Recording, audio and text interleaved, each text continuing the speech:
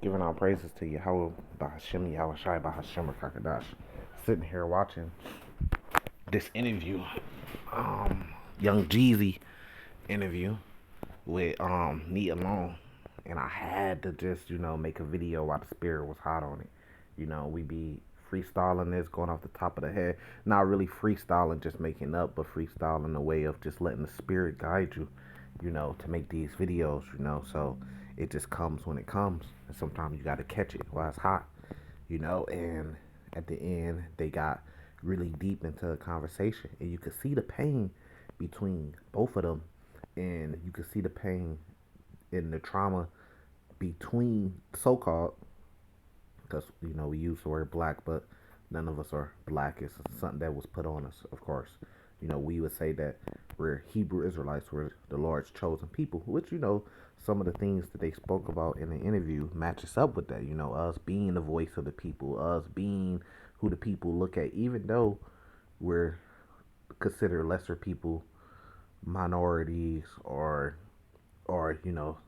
not even like second class citizens, not even we're perceived as being under, but the whole world really follows us, but they don't give us credit and the recognition and the things we deserve for playing that position, right? But that goes back to, that's what we were originally chosen by the Lord. Like it says in the Bible, we were chosen to be a holy people, for the other people and the other nations to look towards us of how to be. And they still do it because it's spiritual things. So they still do it to this day. It's just now the wicked are in rulership, the righteous are not in rulership. We fell from that because of us sinning against the Lord, which was by the way of what? Which was by the way of us following the other nations and the wicked things that they were doing, instead of the other nations following us to the righteous way of doing things. So we got it all reversed, and we see what happens when we follow the other nations and the wicked things they do. We get to where we're at today, rather than the nations following us. So this hit strong. This hit tough between for me, because yeah, we do have a problem with the so-called black man, between the so-called black man and the black woman. But this hit home for me because, I have a daughter, and she would be a so-called black girl, but her mom is from a different ethnicity, which is we say Issachar Mexican, right? But that side of her family is the you have Issachars that are we would say so-called gangster, that are closer to so-called black people, and then you have some Issacharites that are closer to white people. They want to chase after the white man. Think they follow his holidays, they follow his religion. They want to be a white person, right? So we have those type, and that's the type I'm dealing with. And I was talking with my daughter, and we had a little game. So on the game, you go and you make your character. And of course, me, I'm on there. My character, he has an afro. He's dark skinned, as dark as damn near you could get. He has an afro. You know what I mean? He kind of looks like me, right? But my daughter goes on there and she makes her character, and her character looks like a white man. And I asked her, I said, "Well, why you didn't make your character look like your daddy?" And then I started asking about some details. Why you make him white skinned? Why you didn't make him dark skinned? You know what I mean? Because she has melanin too. Because she comes from me. So I asked her that. She said because that's boring. I said okay. So why you make his hair straight? Why you ain't make it like curly, like your hair, like my hair? She said because that's boring. I said so why you make it straight? She said because that's cool. And then I said, oh shit. In my mind, it hit home. And I said, well, you don't like the way your daddy look? She said, yeah, I like the way you look. She said, and I said, well, you don't like dark skin? You don't like curly hair? She said, well, curly hair is hard to brush. So straight hair is better. And then, this little girl, so she don't really know exactly what she's talking about, but she has some knowledge there. So she's like, um, What the daughter said, she's like, I like it a little bit. I like it a little bit. And I'm like, man, so we had a whole weekend and she had made me sad. And I told her that she had made me sad to hear her say that, But the great thing is, at the end of the weekend, she did come and she said, I'm sorry, Daddy, for making you sad.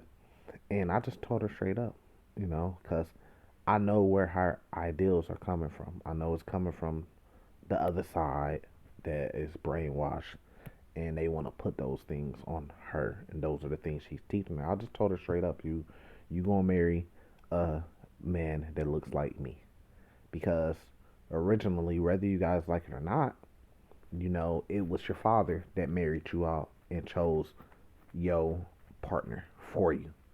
So those good decisions with all his wisdom and knowledge over the years, and him being a good partner to your mother, he would be very suitable, because only a man truly knows a man, or it takes a man to raise a man.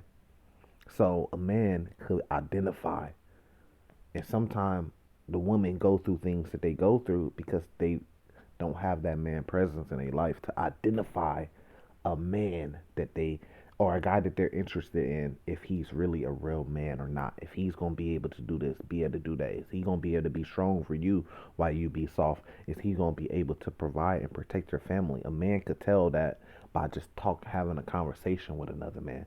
His mindset, his ambitions, his drive, his faith. We could tell that by just having a conversation, because we could read the spirit of another man. That's why in the ancient days, the fathers would choose the husbands for their daughters, So that kind of hit home, because, yes, it's a struggle between man and female, but not just romantically. Black man, so-called black man, female, but just black male and black female, whether it be family, whether it be romantically, there is a divide that's there. And that divide is the biggest thing that's keeping us in the position we're in. Once we fix that divide between the black man and the black woman, we're the strongest, greatest people on earth again. And it's very, very important.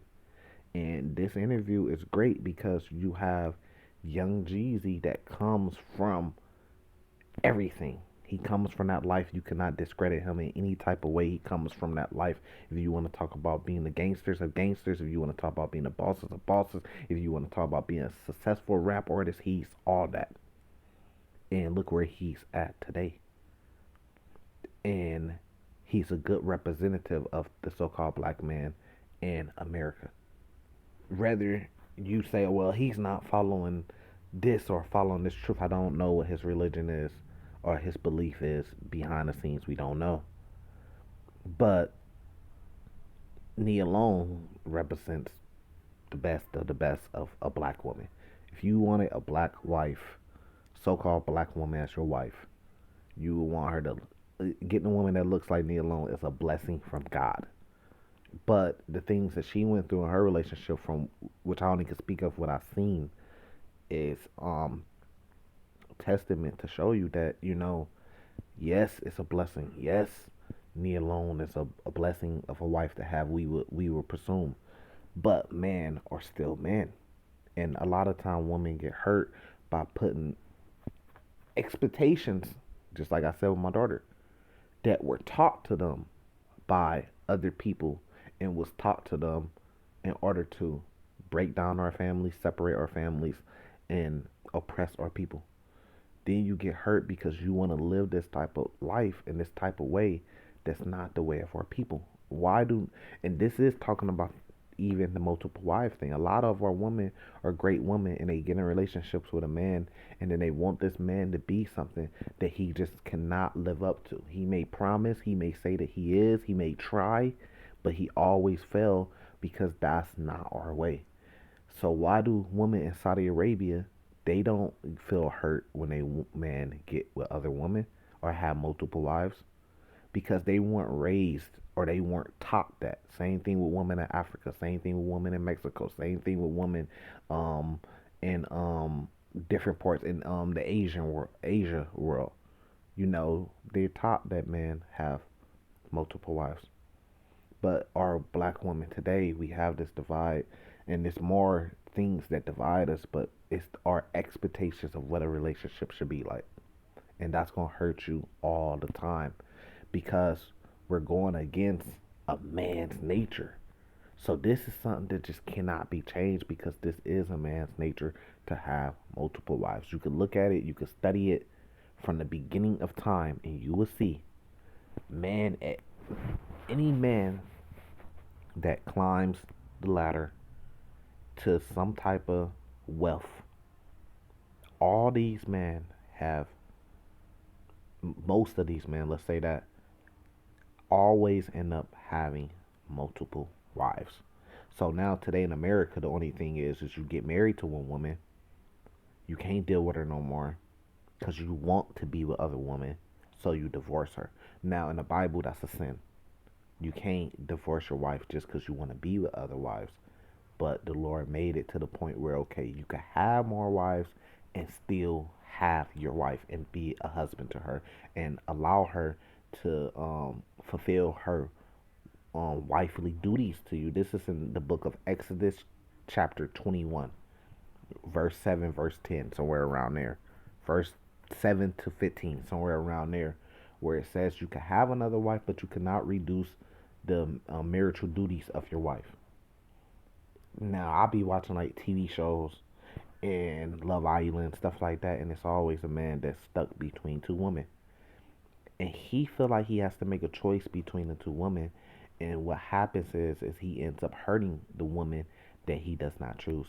And then what do we see happen with that woman most of the time? Well, she goes out and she becomes a harlot because she loved this man with her heart. He chose another woman over her, and she's just completely done, and she just goes out and be a harlot. And I always say this. Me and my wife watch this together, and I always say this, and she already know what I'm finna say. I always say this. The solution to that problem right there is if he has love, he loves both of them. Why do he have to choose? Why don't he take both of them to be wives? And in that case, everybody wins. But you have a woman ego and you have envy. So if you don't envy your sister and you love your sister, you would look at it like, I'm gaining a sister. I'm gaining a husband and I'm gaining a sister, but not just any ordinary sister. This is a sister that you're going to be closer to than any other person, any other woman on earth because y'all share the same husband. So how close is that going to make your sister? And then how powerful is that going to make the family? You guys watch and love Black Panther. But Black Panther, he had what? He had a dozen women that was around him that was the guards. But in reality, those women would be his wives. That's what makes a structure powerful. More hands, more brains, more bodies, bigger nation. And then it goes with nature too. Because the Lord created man and woman for that. He created woman. You want to get pregnant every 10 months, you could have a baby, or maybe two, maybe three if you have twins or triplets. But let's just say you take a man, Isaiah chapter 4, verse 1 and 2 in the Bible. 7 women going to take hold of one man. Now, this man could get all 7 of these women pregnant. This is how you build a strong nation. But now it's a family unit. It's not a man going out on the streets getting 7 women pregnant that are not even connected with each other. And now he's spread thin because he can't maintain 7 different households that's not connected to each other. Then the kids are abandoned. But a man having one man, right? It's one man and then 7 women, same household or same community. Now he can actually be there to be a father figure for all of the children. You see how it works? And they're all interconnected, and this builds strong families, just like trees.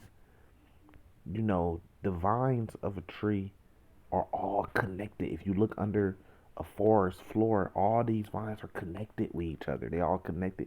You have to keep the connections if you want to build the families. But you have to live in reality. You can't live in something that was made up and put on us. That was put on us to break down our families, to oppress our people. You have to live in reality. We have to look at women for what women are. That's the only way you're gonna be truly happy. I done it. I done been there where I done lived lives where it wasn't making me truly happy because this was not me.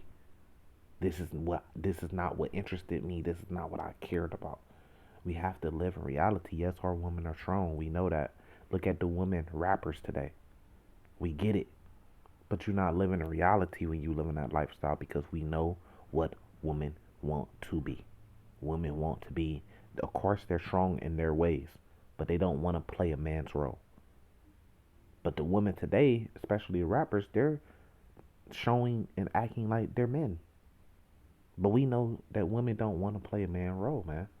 And what tells us that? Well, history tells us that.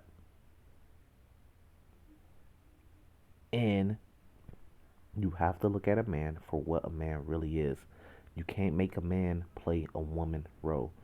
Telling the man that he has to be with only one woman, now you're turning him into a woman. You're making him play a woman role. Because that woman role is to be with one man. And why would we say that? Well, that's what history shows us. But the man spirit has always been towards multiple wives. It's like taking a lion and, you know, changing that lion's nature and saying he only could be with one lioness. Well, then now you're changing that male's lion nature, and it's just not going to work. There's always going to be problems there. A lion has to be a lion, and they have multiple lioness. There's no way around it. But the same thing with the black man. The black man, you if we could get over that hurdle, then that's gonna start connecting black people and building black people. So called, and I'm using black people so people can understand me. So called black people, we would say Hebrew Israelite people, to be stronger as a nation of people because now all these families are interconnected because I have 7 wives. Let's just say my brother has 7 wives. When we sit down at a table as a family, imagine how big that family is. And then we have children with these wives. Imagine how big that family is and how connected and how close a family we are. And then imagine the power that you get from that. And then that's going to start clearing up some of the problems with our women because y'all can't hate each other no more and envy each other no more because y'all sister wives. Y'all have to deal with having children that are related to each other. So you have to get over your problems. You see, so these are the solutions, you know. But this was a very tugging at the heart, they say, the heartstrings interview, you know. And I just wanted to speak a little bit on it, you know. But this is the strongest thing in the world when a so-called black man, so-called black woman come back together. And it can be done, and it will be done. But in order for it to be done, a reset button is gonna be pushed. A reset button is gonna be pushed, and then that's when it's gonna come. I know they want to do interviews. They want to seem like maybe we could fix it today in this system. It's just not gonna happen in this system, cause this system is promoted to pay our women now to become hard male rappers, basically, and to go with this system way of thinking. And that's what has the masses' ear and their eyes. Now, this is refreshing for once to see an interview like this. But what's going to happen is the system's going to come down. A reset button's going to be pushed. That's going to cause a lot of pain and a lot of death. I'm just going to be honest. And this is what the Bible talks about. And then there's going to be a rebuilding the correct way. With that, I'm going to say salvation to the elect. Shalom.